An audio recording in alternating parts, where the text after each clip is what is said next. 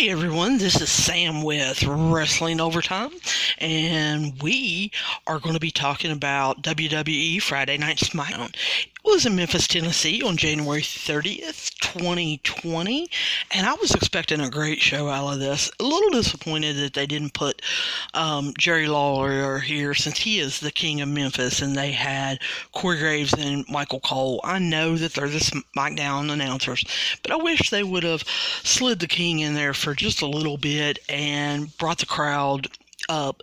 They started out replaying last week's Daniel Bryan win and Bray Wyatt's question of did he want to let him in.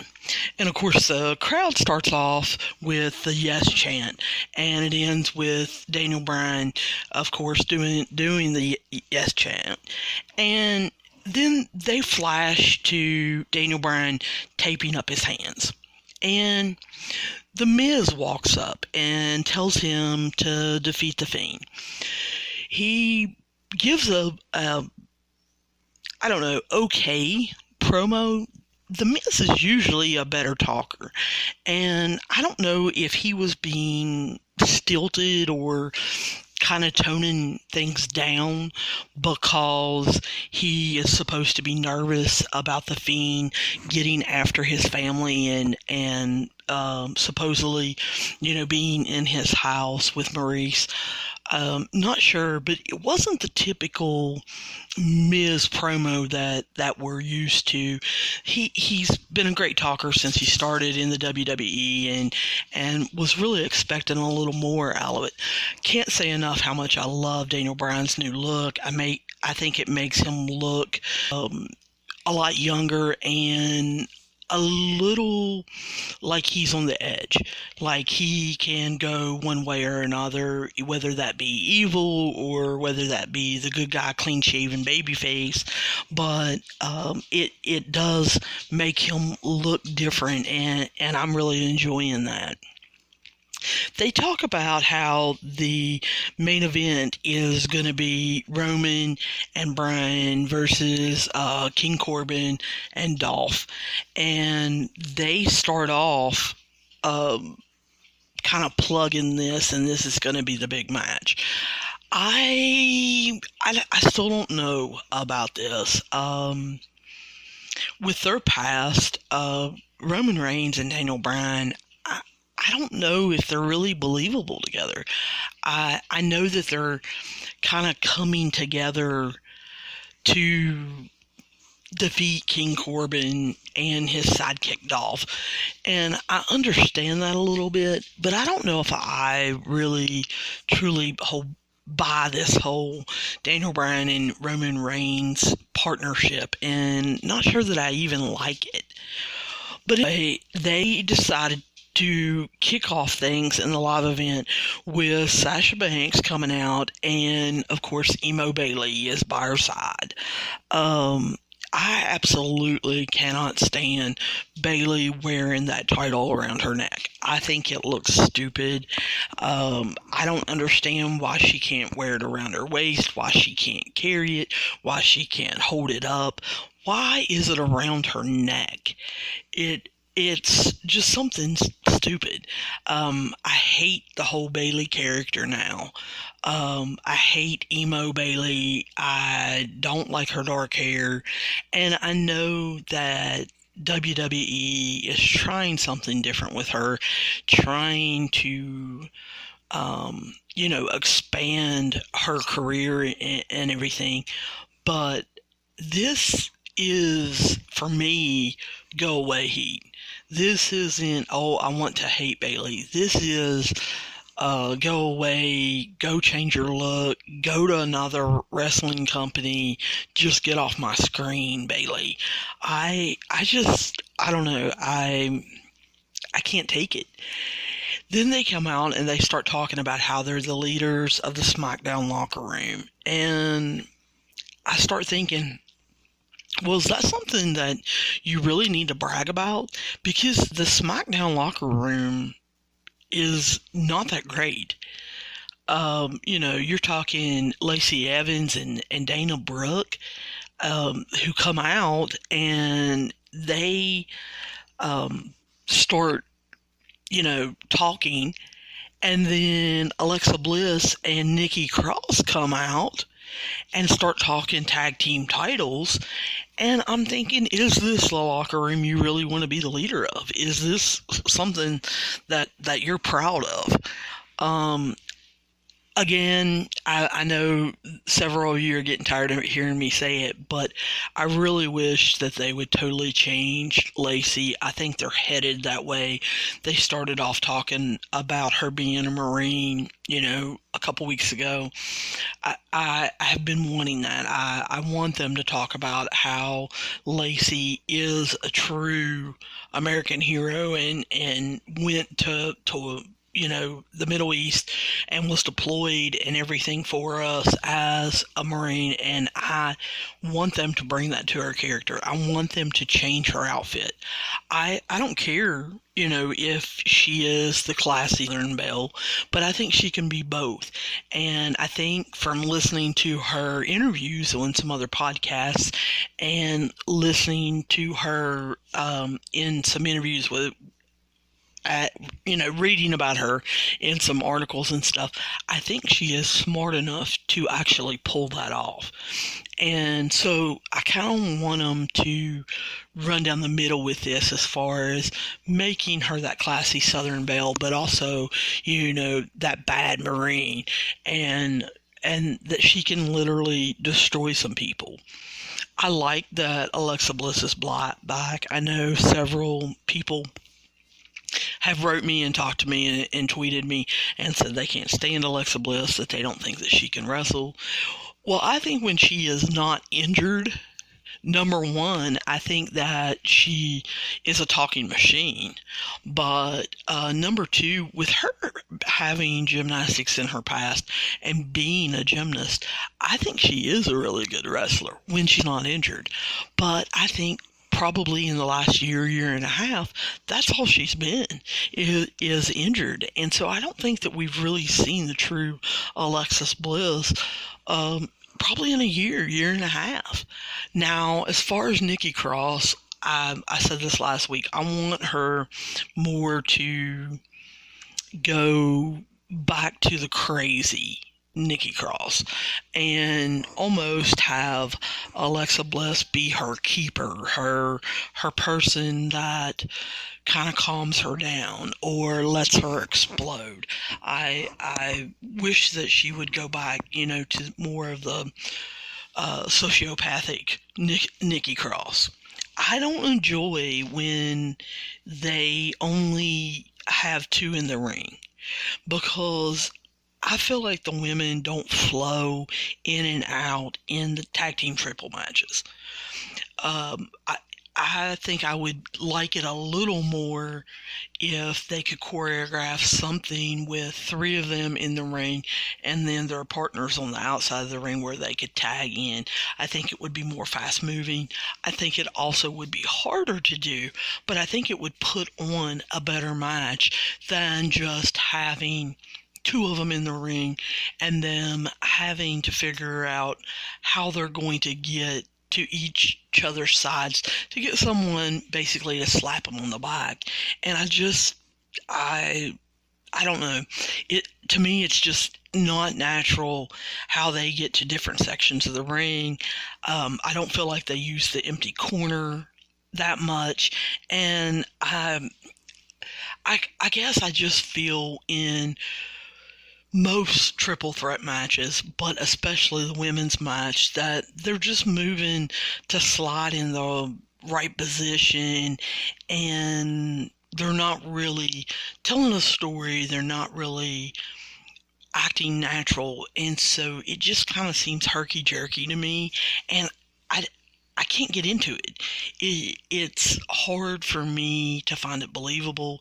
It's hard for me to root for one another. I don't know. I just don't like it.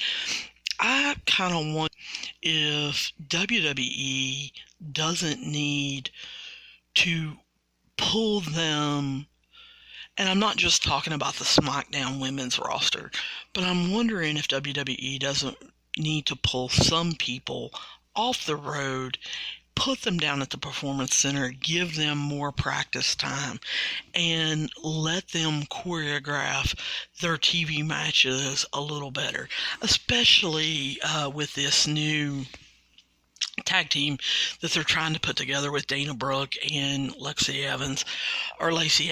I don't understand it. I don't know why they're bringing Dana Brooke back. I've never been into her character or into her. I know the whole Twitter war with David Batista and her and how they might now be going out. I don't really care about that. I don't get into Dana Brooke. Her character does nothing. And so I feel like she doesn't progress any storylines, and that she is definitely one of them that needs to be sent down to the Performance Center. And I'm not saying NXT. I'm saying the actual Performance Center, where she gets some practice time in, she does some promo work, she learns more of the ins and outs of things. Then they kind of replay Dolph smashing Otis's fruitcake that he's giving to Mandy Rose.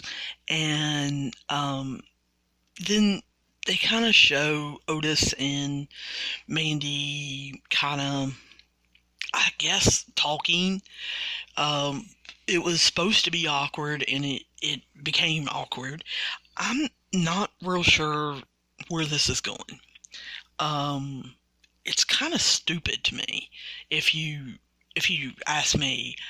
WWE has kind of played this storyline before, and almost with Kane, and it worked well there because people really felt for Kane. He had been burned, he wore a mask, all of that. Why are we feeling for Otis? Because he's big and fat and does the worm and is lovable. I don't really get it. People telling Mandy Rose that, she needs to be with Dolph. It's almost like they're setting up for Otis to get his heart broken and, for a future match with Dolph. I don't want to see that. I don't want to see Heavy Machinery against Dolph Ziggler and Bobby Roode when they come back. I really don't. And so I guess I don't get what Heavy Machinery is all about and why their following is the way they are. I guess that I don't understand them. They're a comedic act to me, and we already have that in the New Day. I don't think that we need another comedic act, and I don't feel like this is kind of a real story almost. Then we see Elias. I was kind of hoping when Elias got back from his injury that they would put him in something that would make me interested in him. If not, just turn him into the troubadour, let him sing songs, and leave him out. Because I can't get into his wrestling. I was hoping that the injury would give him some time off, and like when Dean Ambrose got hurt, he got in shape, he learned new wrestling movesets, he learned better promos, he really worked on himself. Of course, we later found out it was because he was leaving to go to AEW. But I was hoping Elias would put in that kind of work, that he, would get with someone, he would go to a wrestling school, he would go down to the Performance Center, he would do something and be able to further his career, further his gimmick, maybe even come back with a little bit of a new character or new gimmick. So he comes out and sings a song. I didn't find it, great. He mentions the revival, so Corey and Michael Cole have got to talk a little bit about the revival and talking about the gimmick match, and Shorty G comes out to talk to the revival about embracing themselves. And I don't really get this. As far as, number one, they've kind of taken Shorty G and made him into this caricature when he should have been the next Kurt Angle. With his wrestling background, him being a little shorter, which, they're making fun of, he could have been the next Kurt Angle had they built him right and actually treated him that way. He could have went down that same path. Not saying that WWE might not back up and punt and do it again, but him telling the Revival anything is almost laughable. Because the Revival are one of the best tag teams out there right now. The way they work together, how they interact, and how they flow in a match, and how they choreograph a match, it is just, to me, laughable for him to say, embrace yourselves. With them wearing the FTR on their tights, I think they have embraced themselves quite well. And from, the rumor mills and the dirt sheets, you're hearing that they still haven't signed their contracts with WWE and that they might be possibly leaving. So I really do think if anyone's embracing themselves in the WWE today, it's probably the Revival. Of course, then they have to make fun of him, and they challenge Shorty G to a match. So it ends up being Dash Wilder versus Shorty G. Of course, this, is a decent match. I like Dash Wilder more in a tag team situation, but this does prove that he can go in a singles match when he needs to. Of course, Shorty G does pin him and win, and then the Revival basically issue a beatdown until Sheamus comes out, and this is his return. And Revival kind of back up and leave, so you think that Sheamus is out to help Shorty G, and of course Sheamus is back to his old self, which I was extremely happy for. He bro kicks Shorty G when, everybody thought, oh, he's coming out to be a babyface and he's going to save Shorty G, and he just hauls off and kicks him in the face. Loved it. I love when Sheamus is walking that line and being wild, that he's punishing baby faces and heels and just wanting to go through everybody. He looks great. He is one that took his injury, I think, seriously and decided to work on himself. Not a big fan of the haircut, but who's ever a fan of Sheamus's haircut? I mean, throughout the years, he has had some pretty awful haircuts, but I'm glad to have him back. He gave a spark almost to the show and got me back interested into SmackDown to see kind of what is gonna be happening. And then we get Kofi versus The Miz. And, here's another one that really didn't make sense to me. They did announce that Miz is going to be on backstage on this coming Tuesday, but I just really couldn't get into this match. I didn't think the match was real good. I didn't think it was laid out good. I didn't really get Kofi versus The Miz. There's no storyline there. There's no reason for them to really be having a match other than to fill up time.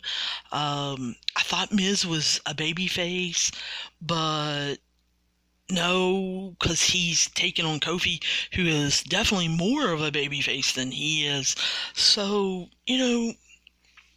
what is going on?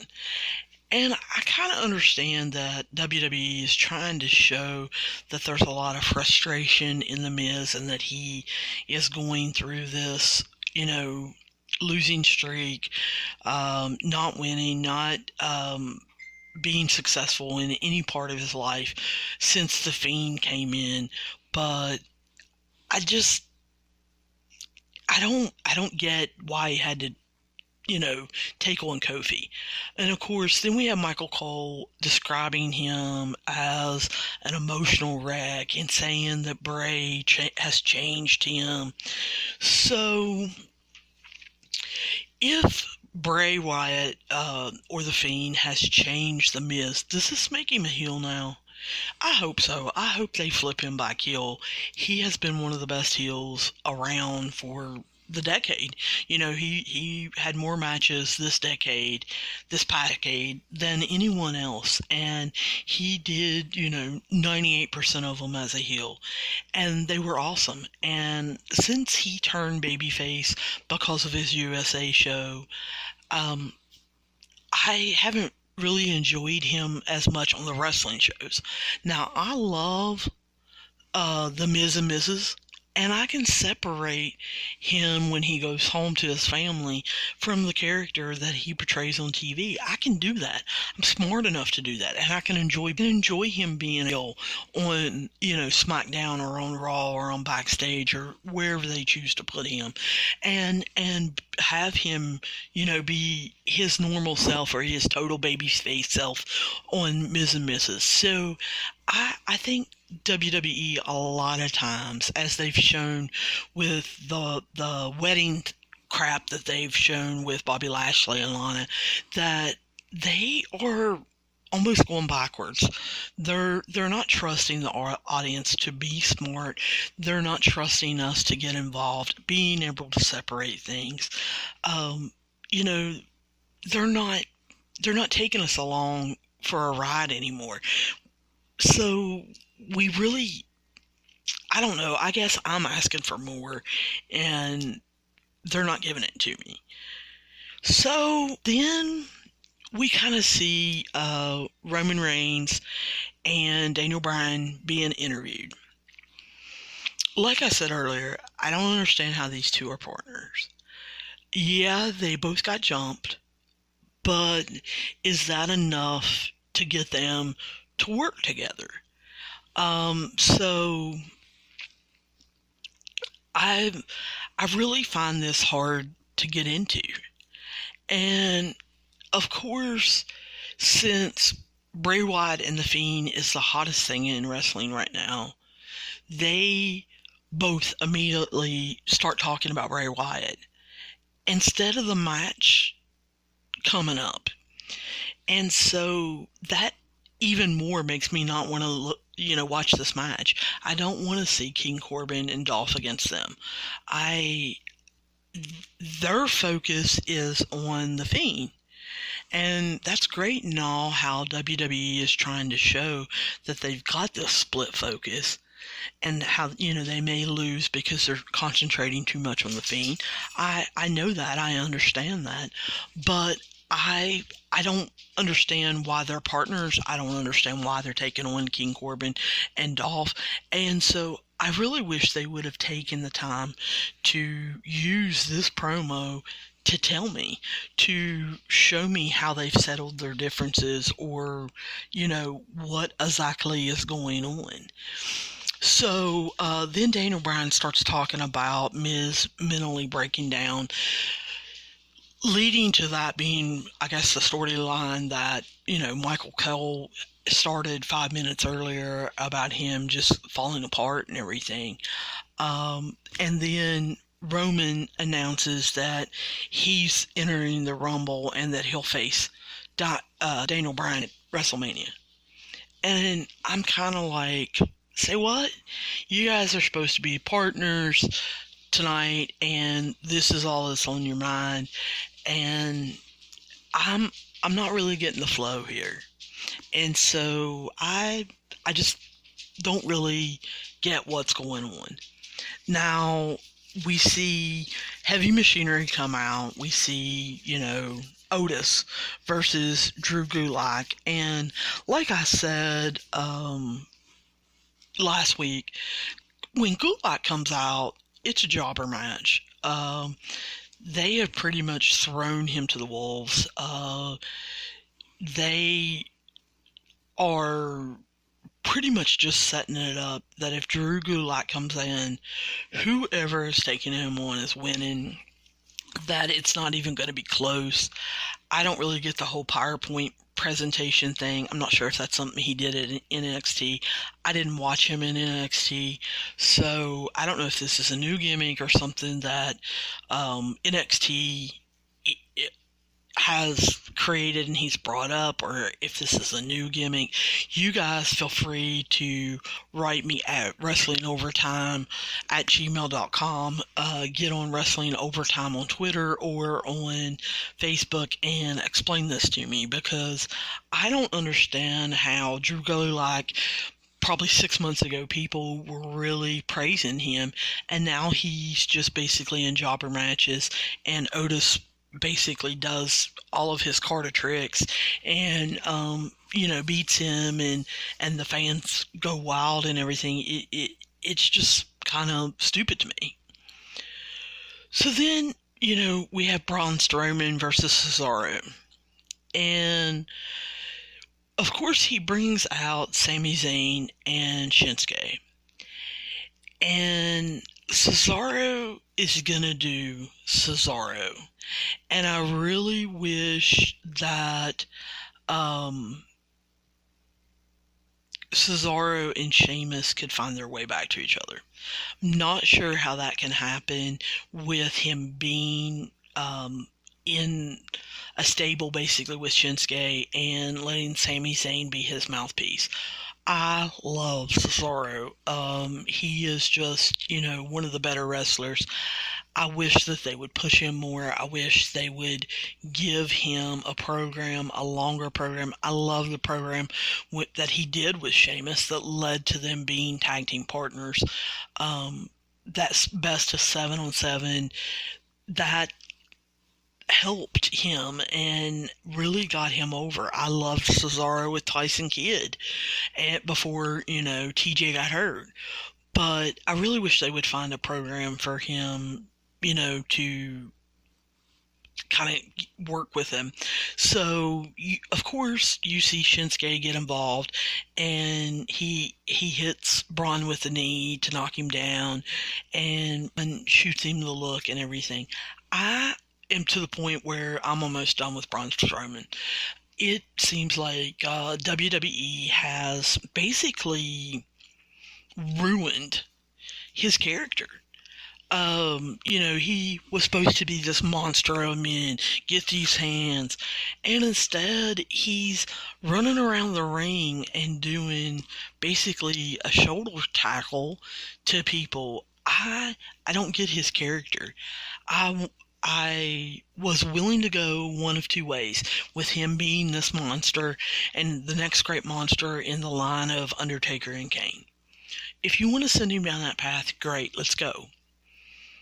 You want him to be the big lovable creature that everybody feels sorry for, and it's almost like a Beauty and the Beast repaint of the movie that they did with Alexa Bliss. Hey, great, let's go down that road. But pick a lane. I am not buying this whole back and forth with Braun Strowman that you guys can't seem to get your acts together and figure out who he is and where you want him to go. Come on, by this time, he's been up here probably, 3 to 5 years? It's time for him to get his act together. Come on, WWE, let's do something with him. And if we're not, then let's cut him. Because right now, he is languishing, just in no man's land almost. I can't even take it. Then, we have the King Corbin and Dolph match, King Corbin, Dolph, against Roman Reigns and Daniel Bryan. And in the middle of that, the Fiend shows up. And so Daniel Bryan goes after him, and the Fiend puts him in a mandible claw, and then throws him into the barricade, and then gets him back in the mandible claw. So, before I go any further, I need somebody to write me. I need somebody to walk me through what exactly is the mandible claw, and why is it this debilitating or deadly or awful hold? I don't really get it. And I'm not sure that I get it why they picked it for the Fiend. There are so many different holds out there. There are so many different movesets that he could have used that I'm not sure why they're using this mandible claw. And so I kind of want somebody to explain it, because I'm not really understanding it, I guess. So the Fiend kind of leaves. He disappears, and we've got Daniel Bryan just kind of laying there. So finally, Roman Reigns goes over and decides, hey, I probably should check on him. So both King Corbin and Dolph use this time to attack Roman Reigns, and of course, they, want to handcuff him. And they're, pinning him up against everything, and they're getting ready. They're getting the dog food out to pour it on him again, which is gross and I think is stupid. It's childish. Like I said, it's like WWE is just going backwards. And then I do mark out. I'll admit it, I marked out when the Usos come out. They showed up to save Roman Reigns before he gets the dog food poured on him, and I'm glad they're back. I've been waiting for them to come back. I actually am shocked that they didn't come back sooner. But they come back, and I am looking forward to them. I hope really soon that the Usos get away from Roman Reigns, get back in the tag division, start vying for some titles, and start taking on the Revival. I want to see those matches again. I want to relive that those were some really good matches between the Usos and the Revival. So hey, let's start that up immediately. As far as this show to me is boring. If I'm a Fox executive, I'm disappointed in the product that they're providing for the amount of money that I'm spending. Is this really all you've got? Because it's not very much. I understand people talking about the Fiend. It doesn't have to every time. We don't have to see him every show. Let's make him a mystery. Bray Wyatt, let's get him involved. I really enjoy when he comes out in his sweater and he's doing his Mr. Rogers stuff. I don't get some of the pairings that they're doing. I feel like compared to Raw, that SmackDown has kind of went down the drain, and SmackDown for the last 2 years has been better than Raw. And it's not because they've changed the wrestlers or whatever. It's because they've changed the writing. And we've got to get some kind of focus on SmackDown. And so I wish in this new year of resolutions, with this being, the first episode of SmackDown in this new year, that Fox grabs them, shakes them, and says, WWE, you've got to get the fans a better product. You've got to give them better storylines. You've got to get them going. So I kind of want them to get their acts together. They have some really great wrestlers on their show, and let's let them show their talents off. Really, make this a show that people want to see. Now, I can't help but tell you that I can't wait for Raw on January 6th and how they're going to handle, they're having 2 title matches, and then they've got the wedding fiasco. So I am looking forward to that. But I can't help but compare SmackDown to that, and SmackDown is not giving us the title matches. They're not giving us the storylines. And that's the reason why I'm basically at the 35-minute mark, and I'm ready to say goodbye to you guys. I don't have anything that I really want to talk about. I don't have anything that is making me blow up and, get angry and want to rant and rave about. But I also don't have anything that I truly loved and that I want to sit here and tell you how great it is. So I can't help but say this is just going to be a short episode, and I'm hoping that Raw on the 6th is a whole lot better. I will see you peeps soon. Don't forget to write us at wrestlingovertime@gmail.com, or hit us up on Facebook or Twitter on Wrestling Overtime, and tell us what you think of the show, and tell us what you think should be going on. What are some storylines that you would do to make SmackDown better? And I'll see you guys real soon.